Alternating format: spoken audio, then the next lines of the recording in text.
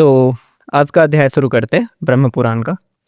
और अगला अध्याय का नाम है भगवान श्री कृष्ण का 16,000 स्त्रियों से विवाह और उनकी संतति तथा उषा का अनिरुद्ध के साथ विवाह। चलिए, व्यास जी कहते हैं, नरकासुर के सेवकों ने जो हाथी, घोड़े, धन, रत्न तथा स्त्रियों को द्वारका में पहुंचाया था वह सब श्री कृष्ण ने ले लिया। शुभ मुहूर्त आने पर जनार्दन ने नरकासुर के महल से लाई हुई समस्त कन्याओं के साथ विवाह किया। एक ही समय श्री गोविंद ने अनेक रूप धारण करके उन सबका स्वधर्म के अनुसार विधि पूर्वक पाणी ग्रहण किया। 16,100 स्त्रियां थी, अतः भगवान मधुसूदन ने भी उतने ही रूप धारण किए। प्रत्येक कन्या यह समझती थी कि भगवान श्री कृष्ण ने केवल मेरा परी ग्रहण किया है। जगत की सृष्टि करने वाले विश्वरूपधारी श्रीहरि रात्रि के समय उन सभी स्त्रियों के महलों में निवास करते थे। श्रीहरि के रुक्मिणी के गर्भ से उत्पन्न हुए प्रद्युम्न आदि पुत्रों की चर्चा पहले की जा चुकी है। सत्यभामा ने भानु आदि पुत्रों को जन्म दिया। जाम्बवती से सांब आदि का जन्म हुआ। नागनजीति से भद्रविंद आदि और सभ्या से संग्रामजीत आदि पुत्र उत्पन्न हुए। माद्री के गर्भ से वृक आदि का जन्म हुआ। लक्ष्मणा ने गात्रवान आदि पुत्र प्राप्त किए। कालिंदी से श्रुत आदि की उत्पत्ति हुई। इसी प्रकार भगवान की अन्य पत्नियों के गर्भ से जो पुत्र उत्पन्न हुए थे उन सब की संख्या 88,800 के लगभग थी। रुक्मिणी नंदन प्रद्युम्न श्री कृष्ण के समस्त पुत्रों में श्रेष्ठ थे। प्रद्युम्न से अनिरुद्ध और अनिरुद्ध से वर्ज का जन्म हुआ। अनिरुद्ध संग्राम में कभी रुकते नहीं थे, वे बड़े बलवान थे। उन्होंने बलि की पौत्री और बाणासुर की पुत्री उषा के साथ विवाह किया। उस विवाह में भगवान श्री कृष्ण तथा शंकर में बड़ा भयंकर युद्ध हुआ था। उस समय श्री कृष्ण ने चक्र से बाणासुर की सहस्त्र भुजाएं काट डाली।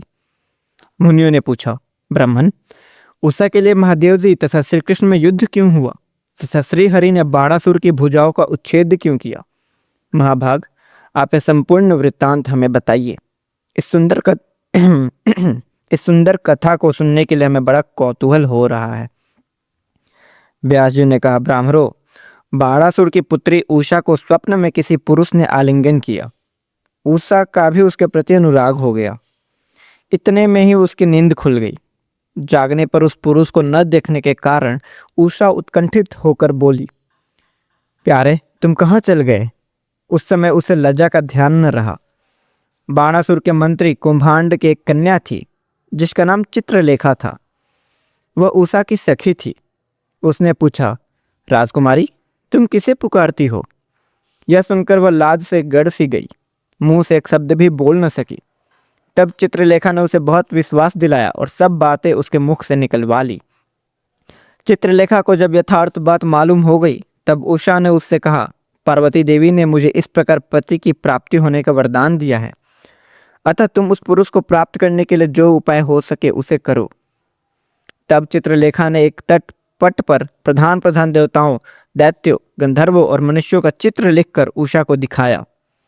उषा ने गंधर्वों, नागों, देवताओं और दैत्यों को छोड़कर मनुष्यों की ओर दृष्टि दी।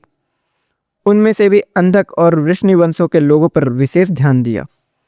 श्री कृष्ण और बलराम के चित्रों को देखकर वह सुंदरी कुछ लज्जित हो गई। प्रद्युम्न को देखने पर उसने लज्जा से आंखें फेर ली, परंतु अनिरुद्ध पर दृष्टि पड़ते ही न जाने उसकी लज्जा कहाँ चली गई। वह सहसा बोल उठी, यही है मेरे प्रियतम। उषा के योग कहने पर योग गामिनी चित्रलेखा उसे सांत्वना दे द्वारकापुरी गई। एक बार बाणासुर ने भगवान शंकर को प्रणाम करके कहा था, देव, युद्ध के बिना इन 1000 भुजाओं से मुझे बड़ा खेद हो रहा है।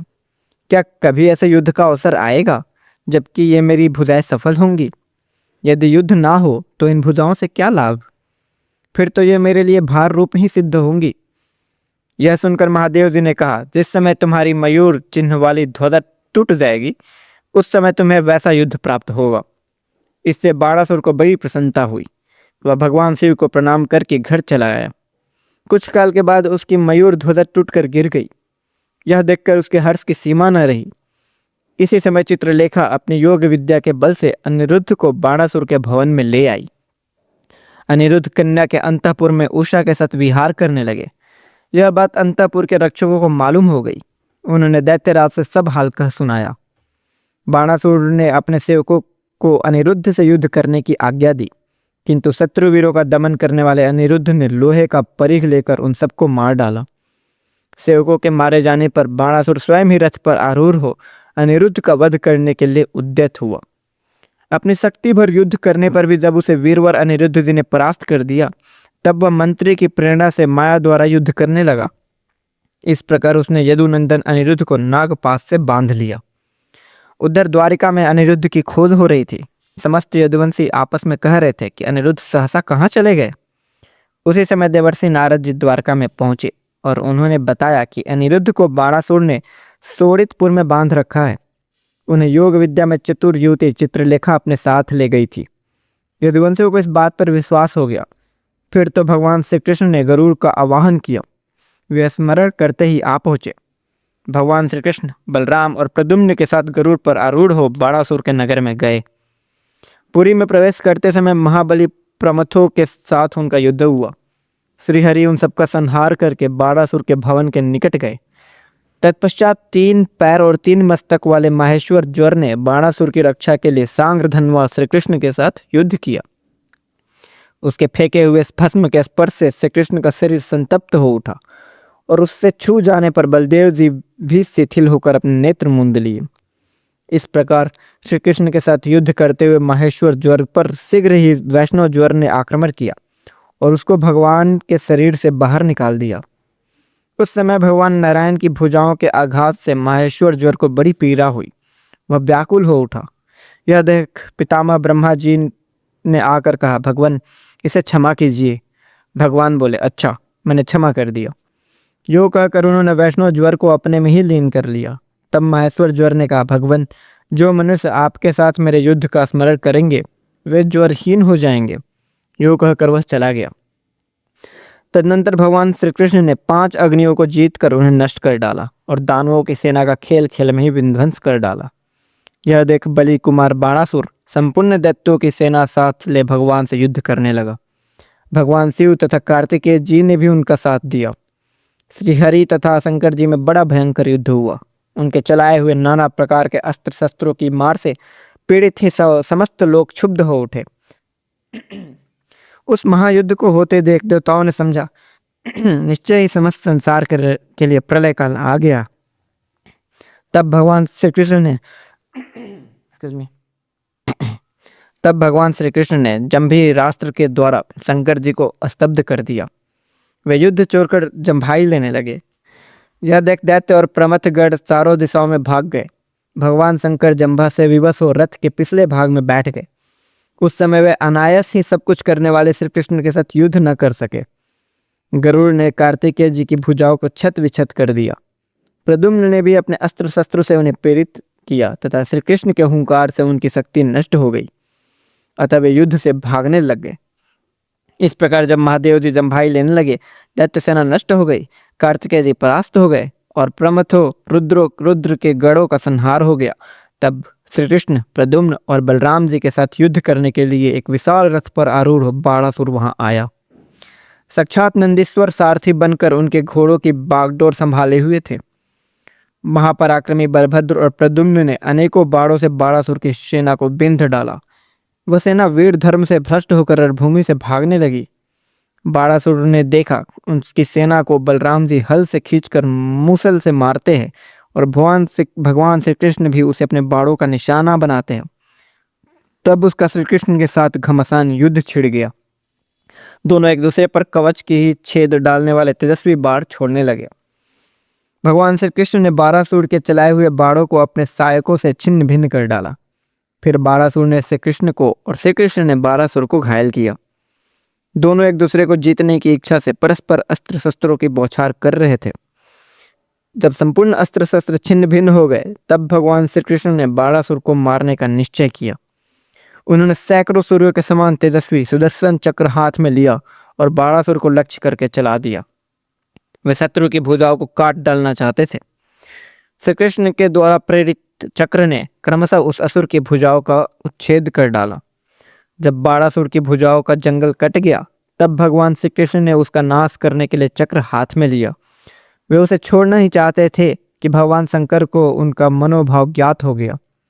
तब वे तुरंत कूदकर भगवान के सामने आ गए। उन्होंने देखा भुजाओं के कट जाने से बाणासुर के शरीर से रक्त की धारा गिर रही है। तब शांतिपूर्वक भगवान की स्तुति करते हुए, कृष्ण कृष्ण जगन्नाथ, मैं आपको जानता हूँ, आप पुरुषोत्तम परमेश्वर परमात्मा और आदि अंत से रहित परम ब्रह्म है। आप जो देवता पशु पक्षी तथा मनुष्यों की योनि में शरीर धारण करते हैं, यह आपकी लीला मात्र है। आपकी चेष्टा दैत्यों का वध करने के लिए होती है। प्रभु प्रसन्न होइए, मैंने बाणासुर को अभय दे रखा है। आपको भी मेरी बात असत्य नहीं करनी चाहिए। मेरा आश्रय पाने से वह दैत्य बहुत बढ़ गया है। वास्तव में यह आपका अपराधी नहीं है, मैंने ही इसे वरदान दिया था, अतः मैं ही इसके लिए आपसे क्षमा चाहता हूँ। भगवान शंकर के योग कहने पर भगवान श्री कृष्ण का मुख प्रसन्न हो गया। बाणासुर के प्रति उनके मन में कोई अमर्ष नहीं रह गया। उन्होंने शिव जी से कहा, शंकर, यदि आपने इसे वर दे रखा है तो यह बाणासुर जीवित रहे। आपके वचनों का गौरव रखने के लिए हमने अपना चक्र लौटा लिया है। शंकर, आपने जो अभय दान दिया है वह मैंने भी दिया। आप अपने को मुझसे पृथक न देखें।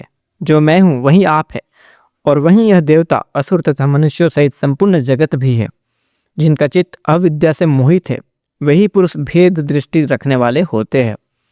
ये बात बहुत इंपॉर्टेंट है। जो कहकर भगवान श्री कृष्ण अनिरुद्ध के पास गए। उनके जाते ही अनिरुद्ध को बांधने वाला नाग भाग खड़े हुए। गरुड़ के पंखों की हवा लगने से वे सूख गए थे। तदनंतर पत्नी सहित अनिरुद्ध को गरुड़ पर चढ़ाकर भगवान श्री कृष्ण, बलराम और प्रद्युम्न द्वारकापुरी में वापस आ गए। बोलिए भगवान श्री कृष्ण की जय।